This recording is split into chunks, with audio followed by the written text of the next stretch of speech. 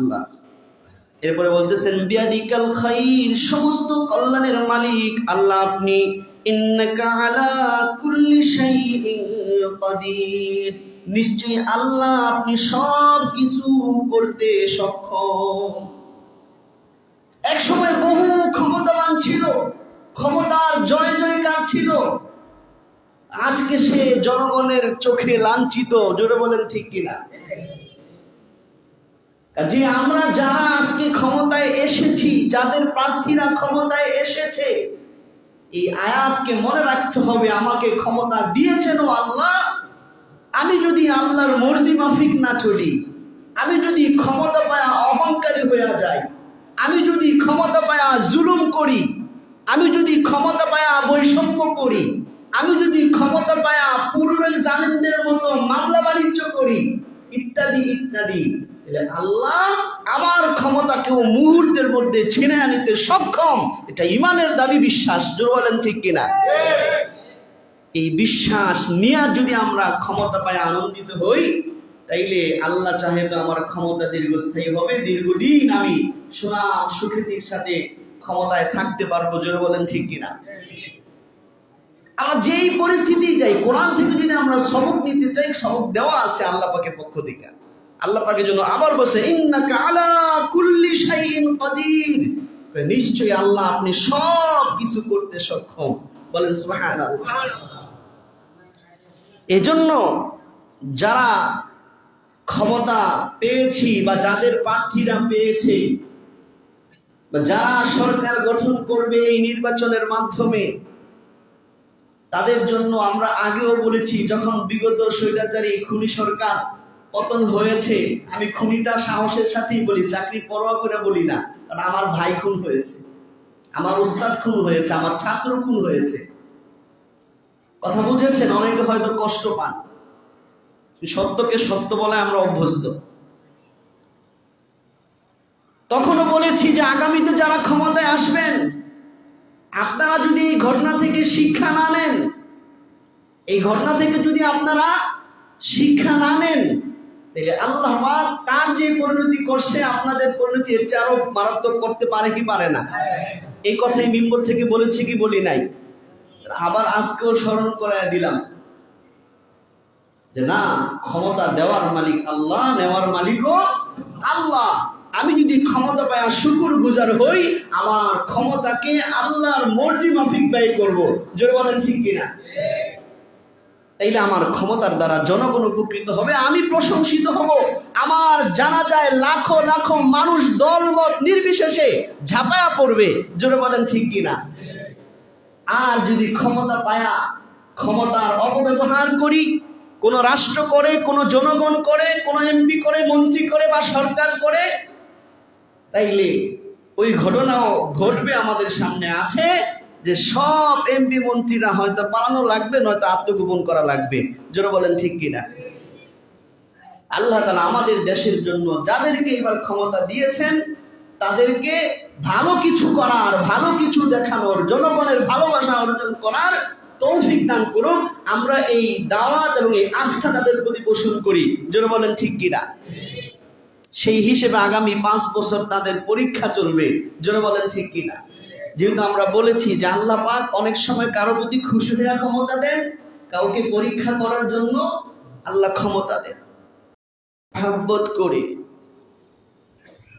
আমাদেরকে পবিত্র শাবান মাসের শেষ জুমায় আগে আগে মসজিদে আসার, বসার, দ্বীনের কিছু গুরুত্বপূর্ণ কথা শোনার জন্য তৌফিক দান করেছেন।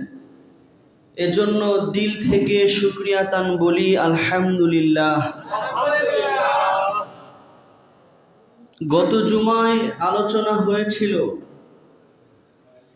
যে মুমিনের জীবনে নির্বাচনী ব্যস্ততা এবং প্রস্তুতির চাইতে বেশি গুরুত্বপূর্ণ একটি প্রস্তুতির সময় হচ্ছে রমজানের প্রস্তুতি।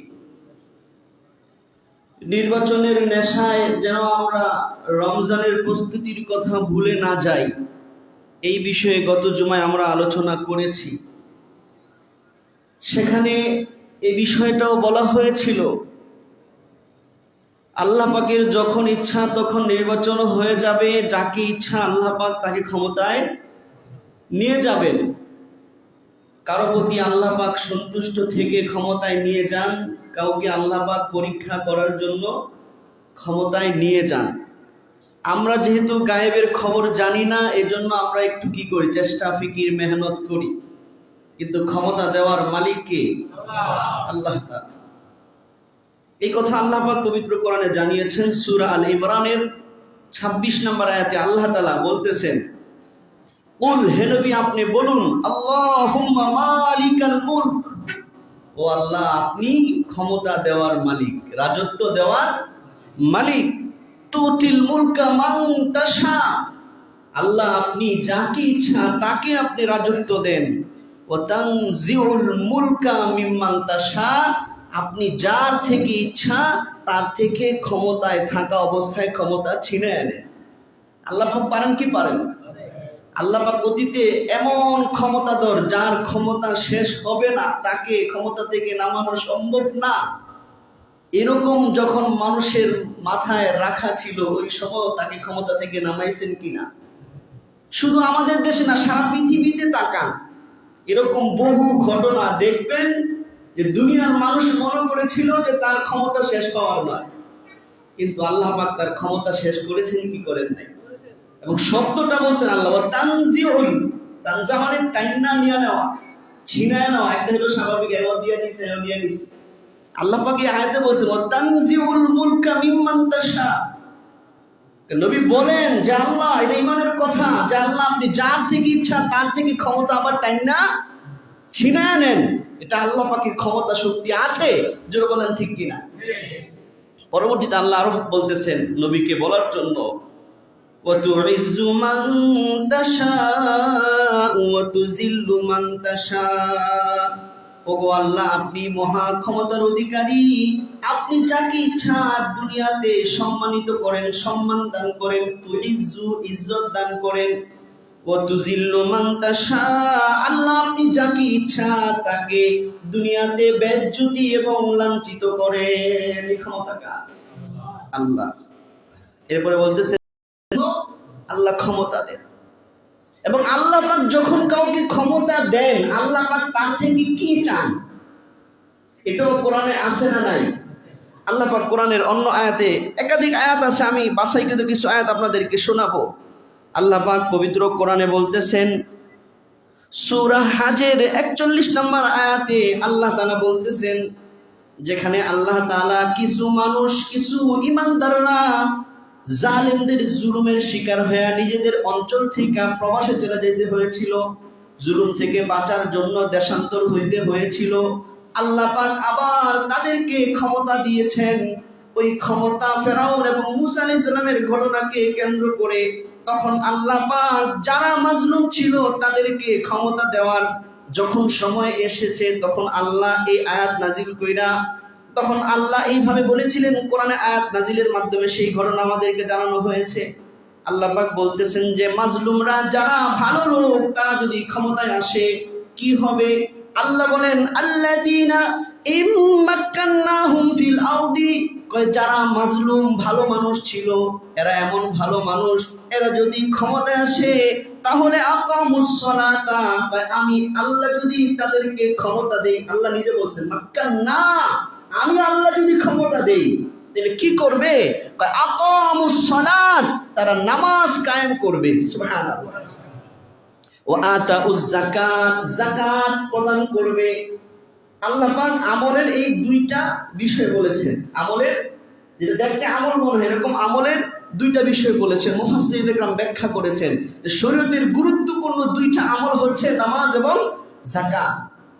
আল্লাহ পাক এই দুইটা বইলা বুঝাইছেন যে ভালো লোকেরা, নেক লোকেরা যদি আল্লাহ পাক তাদেরকে ক্ষমতা দেন, তাদের কাজ হচ্ছে মানুষকে স্বাধীনভাবে ধর্ম পালনের সুযোগ দেওয়া, নিজেরাও ধর্ম পালন করা আর মানুষকেও স্বাধীনভাবে ধর্ম পালনের সুযোগ দেওয়া।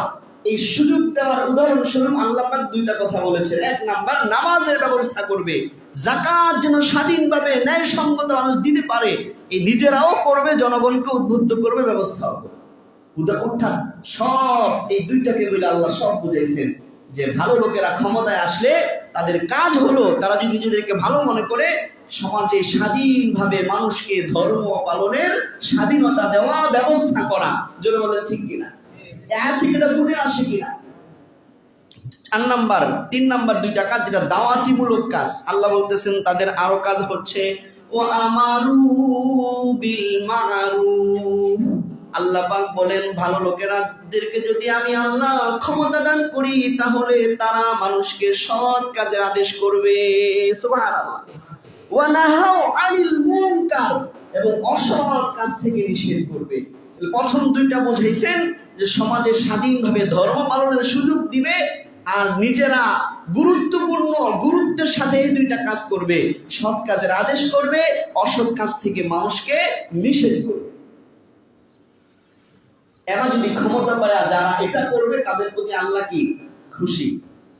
এরপর আল্লাহ আবার সতর্কবাণী করেছেন ওয়ালিল্লাহি আকিবাতুল উমুর, কয় প্রত্যেক বিষয়ের শেষ পরিণাম কিন্তু আল্লাহর হাতে।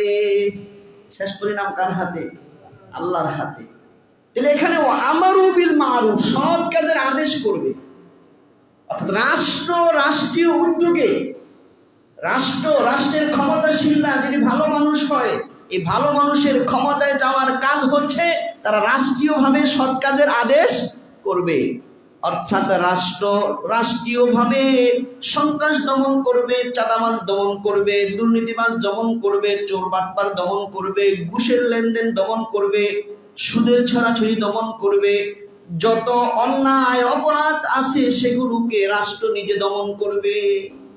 রাষ্ট্র উদ্বুদ্ধ করবে যে দেশের টাকা কোথাও পাচার করা যাবে না, দুর্নীতি সন্ত্রাসী করা যাবে না, ক্ষমতা পায়া কারো উপরে জুলুম করা যাবে না। জোরে বলেন ঠিক কিনা? তার মানে এইবার যারা ক্ষমতায় এসেছে তারা আল্লাহর এই পরীক্ষার সম্মুখীন। আল্লাহও দেখেন, জনগণও দেখবে যে তারা কতটুকু এই দায়িত্বে সফল হয়। জোরে বলেন ঠিক কিনা? ওয়ানাহু আনিল মুনকার, আবার অসৎ কাজ থেকে নিষেধ করবে, বাধাও দিবে। অর্থাৎ কেউ যদি অসৎ কাজ করে সেখানে দলীয়করণ করবে না। বাস অন্যায় কাজ নিজের ছেলে করলেও কি তার বিচার করতে হবে, জুলুম নিজের দলের লোক করলেও বিচার করতে হবে, সন্ত্রাসী নিজের দলের লোক করলেও বিচার করতে হবে, বৈষম্য করা যাবে না। এটা ভালো লোকদের কাজ। কাজেই যারা এইবার ক্ষমতা আল্লাহ দিয়েছেন যাদেরকে, তারা এই আয়াত মনে রাখা দরকার আছে না নাই? জোরে বলেন আছে না নাই? আল্লাহ তাআলা আমার এই ভাইদেরকে তৌফিক দান করে আমরা তো এখন ভালো আশা করতে পারি, দোয়া করতে পারি। জোরে বলেন ঠিক কিনা? আল্লাহ তাআলা তাদেরকে তৌফিক দান করে। আমরা বিগত সময়ে দেখেছি সৎ কাজের আদেশ নিজেরা করতে না। কোন ইমাম খতিব যদি কোরআনের আয়াতের আলোকে, হাদিসের আলোকে সঠিকটা বলে, হকটা বলে, নিজের দলের কোন এমপির বিরুদ্ধে যাওয়ার কারণে, নিজের দলের কোন মন্ত্রীর বিরুদ্ধে যাওয়ার কারণে, কিংবা নিজের দলের কোন কর্মীর বিরুদ্ধে যাওয়ার কারণে ইমামের চাকরি শেষ। যে দায়িত্ব ছিল শাসকের, সেই দায়িত্ব যখন ওলামায়ে কেরাম পালন করে, সৎ কাজের আদেশ করে, অসৎ কাজ থেকে নিষেধ করে, নিজের উপরে যাওয়ার কারণে বহু ইমামের চাকরি গেছে কি গেছে না বিগত সময়। আমরা বলেছিলাম ভবিষ্যতেও যারা ক্ষমতায় আসবেন আপনারাও এটা মাথায় রেখা কইরেন, রিজিকের মালিক আল্লাহ, ইমাম এবং খতিবের রিজিক আল্লাহ দেয়। কাজেই আমরা বিগত সময়ে যেরকম যেটা হক, যেটা কোরআন অনুযায়ী ইসলামের পক্ষে এবং ইসলামের স্বার্থে যেটা বলা দরকার যেরকম বলেছি, ভবিষ্যতে কি বলা বন্ধ করে দিব না বলবো? আপনারা কি চান, বন্ধ করে দিব না বলবো? তখন যদি খতিবের চাকরি দেয় আপনারা পাশে থাকবেন না সরে যাবেন? বাঙালিরা থাকে না পাশে, এটাই বাস্তবতা। বাঙালিরা পাশে থাকে না, তারপরও আমরা হক কথা চালায়া যাই। যেরকম ঠিক কিনা? তখন দেখা যাবে যে কে ভালো কে খারাপ, আগে ভালো ছিল না ভবিষ্যতে যারা আসতেছে তারা ভালো, তখন ফায়সালা হবে। জোরে বলেন ঠিক কিনা? আলহামদুলিল্লাহ, আপনাদের এই এলাকাবাসী খুবই ভালো মানুষ, যার কারণে বিগত 15 বছরও সরকারের সিদ্ধান্ত বিরোধী বহু বিষয়ে আলোচনা করছি, আপনারা চাকরি খান নাই। আমরা আশাবাদী আগামী 5 বছরও আপনারা খাবেন না। জোরে বলেন ঠিক কিনা? আর এই এলাকার মানুষ ভালো মানুষ, আলহামদুলিল্লাহ। আল্লাহ তাআলা সকলকে এই ভালো থাকার তৌফিক দান করে। যাই হোক, যেটা বলতেছিলাম, এই আয়াতটা আমাদের মনে রাখতে হবে। যেহেতু আমরা অনেকেই ক্ষমতায় আসছি, আমাদের দেশের একটা ট্রান দেখা যায় ক্ষমতায় আইসা দলীয়করণ করে, অন্যের উপরে জুলুম করে। দেখা যায় কি যায় না? তাদের মনে রাখতে হবে যে না, যে আল্লাহ আমাকে ক্ষমতা দিয়েছেন, এই আল্লাহ আমার ক্ষমতা ছিনিয়ে নিতে সক্ষম, আর এই আল্লাহ আমার উপরে এর চাইতে বেশি শক্তিশালী। জোরে বলেন ঠিক কিনা? আমি আরেকটা হাদিস বইলাই অন্যদিকে চলে যাব। আল্লাহ রসুল সাল্লাল্লাহু আলাইহি ওয়াসাল্লাম এক হাদিসের মধ্যে, যে আমাদের দেশে যে বিরোধী দলের উপরে জুলুম হয়, যে আমাকে ভোট দেয় নাই বা আমার ভোটের প্রচার করে নাই, যেহেতু এখন আমি বিজয়ী হয়েছি, ওই যেহেতু আমার সাথে মিছিলে যায় নাই, তার মানে আমার বিরোধী। অথচ কিছু মানুষ থাকে ভোট দিছে আপনারে, কিন্তু আপনার লগে যাইব না, সে আপনার লগে মিছিলে যাইব না, কিন্তু ভোটটা আপনারই দিছে। এরকম বহু মানুষ আছে না? কিন্তু আমার দেশের টান হলো কি, এই পরিবারের লোক যেহেতু আমার লগে মিছিলে আসে নাই, যায় নাই, এই পরিবার এখন দেখাবো, দেখে নিব। গ্রামের সবাই আইসে আমার লগে মিছিলে, আমার অফিসে বসছে, এই পরিবারের লোকেরা আসে নাই, দেখে নিব। এইরকম একটা অপসংস্কৃতি, প্রতিহিংসার পরিবেশ এই দেশের অঞ্চলে অঞ্চলে আছে না নাই? নিঃসন্দেহে এগুলো জুলুম, নিঃসন্দেহে এগুলো মানুষের গণতান্ত্রিক অধিকার এবং স্বাধীনতার মধ্যে হস্তক্ষেপ। জোরে বলেন ঠিক কিনা? ক্ষমতা পায় কেউ জুলুম করবেন না। যারা কোনো এমপির ক্ষমতা পাইছে তারাও ক্ষমতাবান, এমপির সহযোগী হিসেবে আঞ্চলিক যারা ক্ষমতা পাইছে তারাও কি ক্ষমতাবান। এই ক্ষমতা পায়া কোনো প্রতিবেশীর উপরে, কোনো বিরোধী দলের উপরে জুলুম ইসলাম সমর্থন করে না। দেখবেন আল্লাহ পাক হাদিসের মধ্যে এসেছে, সহিহ মুসলিমের হাদিস, বুখারীতেও সহিহ মুসলিমের হাদিস এসেছে, আবু মাসউদ রাদিয়াল্লাহু তাআলা আনহু নামে একজন সাহাবী, তার গোলাম, আগে যেহেতু গোলাম বান্দির প্রচলন ছিল, তার গোলামের উপরে মনিবের একটা ক্ষমতা থাকে কি থাকে না? তার গোলামকে সে মারতেছিল, যে মারটা কিছুটা ক্ষমতার অপব্যবহার ছিল। ক্ষমতার কি ছিল বলেন? অপব্যবহার ছিল। ওই সাহাবী নিজে বলতেছেন, সহিহ মুসলিমের হাদিস, কুনতু আজরিবু গোলামান লি, সাহাবী বলে আমি আমার মনিবের ক্ষমতা হিসেবে আমি আমার একটা গোলামকে মারতেছিলাম, প্রহার করতেছিলাম। ফাসামিতু মিন খালফি সাওতান, আমি হঠাৎ করে আমার পিছন থেকে একটা আওয়াজ পাইলাম, গোলামকে মারতেছে আর পিছন থেকে একটা আওয়াজ আসছে, এলাম আবা মাসউদ, হে আবু মাসউদ শোনো, চাই না রাখো, লাল্লাহু আকদারু আলাইকা মিনকা আলাইহি, তুমি তোমার গোলামের উপরে যতটুকু ক্ষমতা রাখো, তোমার আল্লাহ তোমার উপরে এর চাইতে বেশি ক্ষমতাবান। এরকম একটা আওয়াজ কোন জায়গা থেকে পাইছে? পিছন থেকে পাইছে। সাহাবী করে ফালতাফাত্তু, আমি দেখলাম যে এত বড় কথা আমাকে বলছে, কে হতে পারে যে তুমি তোমার গোলামের উপরে যতটুকু ক্ষমতাবান, লাল্লাহু আকদারু, তোমার উপরে আল্লাহ এর চেয়ে বেশি ক্ষমতাবান। গোলামের উপরে হাত উঠাইতে চাইছো, আল্লাহ যদি চায় তোমার হাতটা অবশ হয়ে যাবে, মুহূর্তে আল্লাহ হাতটা অবশ করতে পারেন কি পারেন না? এত বড় কথা বলছে, সাহাবী ফিরে তাকাইছে পিছনের দিকে, ফালতাফাত্তু ফাইদান হুয়া রাসূলুল্লাহ, আমি দেখলাম আমার পিছনে আল্লাহর নবী রাসূলুল্লাহ সাল্লাল্লাহু আলাইহি সাল্লাম আমাকে সতর্ক করছেন। সুবহানাল্লাহ। তো রাসূলের ওয়ারিস হিসেবে আমরা উলামায়ে কেরামরাও যারা ক্ষমতায় আসছেন, এই সতর্কবাণী শোনাইতে পারি কি পারি না?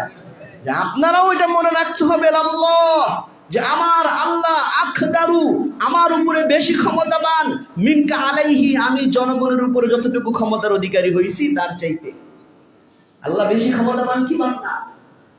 তখন আল্লাহ রসুল বললেন, ফাকুলতু, ওই সাহাবী বলে আমি আল্লাহ রসুলকে দেখা আমি সাথে সাথে সারেন্ডার করলাম। আমি বললাম, ইয়া রাসূল আল্লাহু ওয়া হুররুন লিওয়াজহিল্লাহ, আয় আল্লাহ রসুল, আমি যেহেতু ক্ষমতা পায়া তার উপরে ক্ষমতার অপব্যবহার করছি, আমি আল্লাহকে খুশি করার জন্য এই গোলামকে স্বাধীন করে দিলাম। সুবহানাল্লাহ। সাথে সাথে ওই গোলামকে স্বাধীন করে দিছে। আল্লাহ রসুল তখন বললেন, ফাকালা আমা লাউ লাম তাফআল লাফাহাতকান নার আও লামাসসাতকান নার, ও আমার সাহাবী শুনো, যেহেতু তুমি ক্ষমতার অপব্যবহার কইরা তোমার গোলামের উপরে জুলুম করছি না, এখন যদি তুমি গোলামকে আজাদ কইরা আল্লাহকে খুশি না করতে পারতা, লামাসসাতকান নার, অবশ্যই আল্লাহর জাহান্নাম তোমাকে গ্রাস করত। আল্লাহর জাহান্নাম তোমাকে, তুমি সাহাবী হওয়া সত্ত্বেও কি করতো? গ্রাস করতো, যদি তুমি এই গোলামকে আজাদ কইরা আল্লাহকে খুশি করতে না পারো। কাজে আমরা মুমিন মুসলমান যারা ক্ষমতা পেয়েছি, যতটুকু পেয়েছি, এই কথা মনে রাখতে হবে, আমি যদি আমার ক্ষমতার কারণে ভিন্ন দল যারা করেছে, ভিন্ন মত যারা পোষণ করেছে, কিংবা আমার সাথে থাকে নাই, পাশে থাকে নাই, নীরব থেকেছে, নিরপেক্ষ থেকেছে, এদের প্রতি যদি জুলুম করি, আর যারা আমার পক্ষের, এরা অন্যায়কে প্রতিরোধ না করি, এদের অন্যায়কে দমন না করি, আল্লাহর কাছে জবাব দিতে হবে কি হবে না?